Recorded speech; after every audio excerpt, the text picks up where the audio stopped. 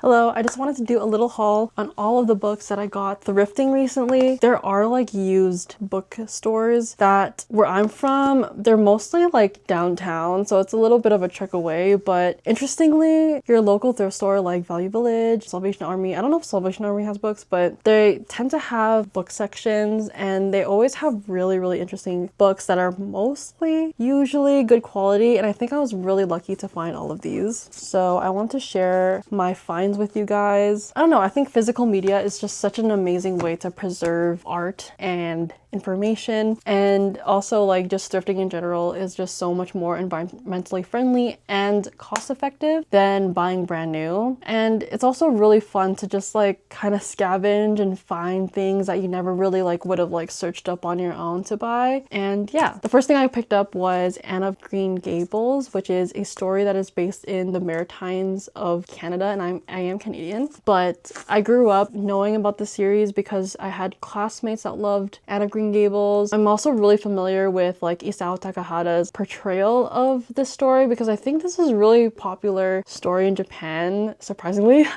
And recently there was a adaptation that was finished, I think this year or last year, of Anne of Green Gables, and it's something that I've been wanting to watch. So I thought it'd be really interesting to pick up this copy because I actually just like found this at the thrift store, and I think this was printed in 1935, but I'm not really sure, to be honest. It is kind of faded a little bit and there is yellowing, but I think it just gives so much character, and I don't know, it's cute that it has like that history. Also, shout out to Caitlin and Auntie Kathy and Uncle Kevin.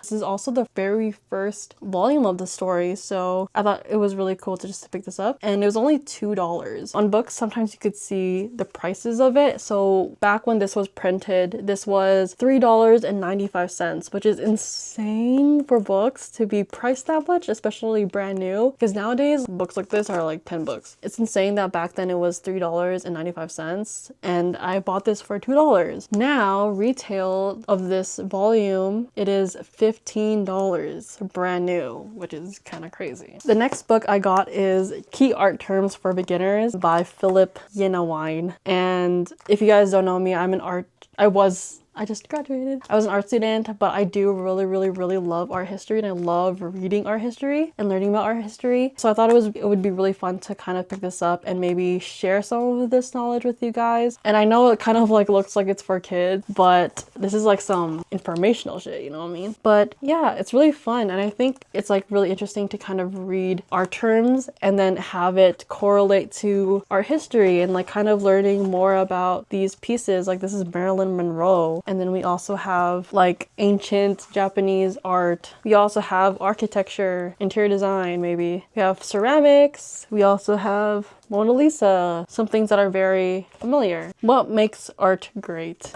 Yeah, I think this is going to be a really interesting read. I would love to do like a series on this or like some YouTube shorts on this, but I did get this for $6.50, and this actually retails for $42 brand new, which is insane. I didn't know that this was $42 brand new. Next one I got is Hokusai, Mountains and Water, Flowers and Birds. So I'm not sure if you guys know or are familiar with this art piece. I believe it's called The Great Wave. I do really love traditional Japanese art. I hope one day I could find like Filipino traditional art or something, but this is written by Matthew Horror, and it's like basically an essay and like research about Hokusai and all the artworks and like the history of Hokusai. So I think it's going to be really interesting to read and to learn more about his life, his art pieces, and the process of creating his art pieces. And I got this for $4. In retail, this is 17 buckaroos. And lastly, I got Isle of the Dogs. This is a movie that I've never actually watched myself. I do love collecting art books of movies, and what's really interesting about this is that I believe, from flipping through the pages, I believe this was created with stop motion animation, and I'm a huge Leica Studios fan, and it would be really interesting to watch the movie and then read more about it. This is such a like interesting book because it has all of the process work. There's like interviews from a bunch of the creators and artists that were a part of it. I just love seeing the process that goes into movies like this, because movies are such like large scale, especially if it's like stop motion. There's so much like physical art that goes into it, and it's such a big task versus like drawing, if that makes sense, because there's so much sets, physical media that goes into the sets, into the character designs, into animating the character designs, and there's just like so much that goes into it, and I think it's just so interesting to read through. So I'm really excited to go through this book later on. Oh look, Chicken Run. I was gonna say Chicken Run. I'm a huge fan of like Chicken Run as well. I love Chicken Run, but I love how it's referenced here as well, because I could see some of their inspirations, especially Chicken Run being stop motion claymation. I'm interested in seeing more about this. I don't even know what this book is about, but I'm